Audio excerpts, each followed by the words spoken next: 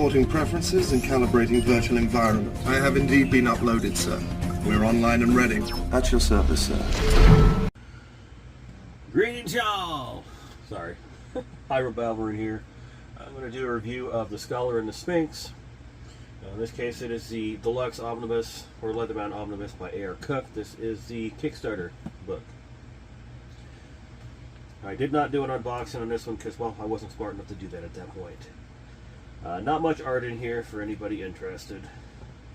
Just basically the old covers for each of the 3 books in the series in this edition. My issues with this have nothing to do with the story. It's things like just the placement in the book itself or the formatting.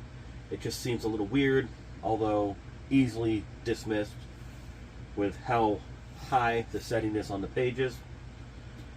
But the one thing that really drove me crazy was randomly throughout, and I'm not going to find a specific page here, where you would be reading and it would just stop mid-sentence and then skip to the next line. That's the same here and in the digital editions, although I believe they have since updated those. There are not many complaints for this book. Those are pretty much it. The stories themselves are a nice blend of different world mythologies, superstitions, if you will. So you'll have things obviously like the Sphinx. You'll get, in the second book, Fenrir and other Asgardian. You'll get, throughout the series, African mythology in there. I'm not going to give too many specifics because obviously you probably want to read the book yourself if you haven't. What I will compare it to as far as tone would be the Xanth series by Piers Anthony, where he takes different fantasy elements, throws them all into a blender, kind of makes his own story.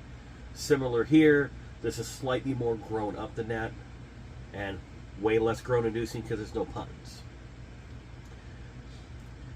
The basic story takes place, I want to say 1800s, if I remember correctly, late 1800s. Our main character, the titular scholar, is a young man from Spain,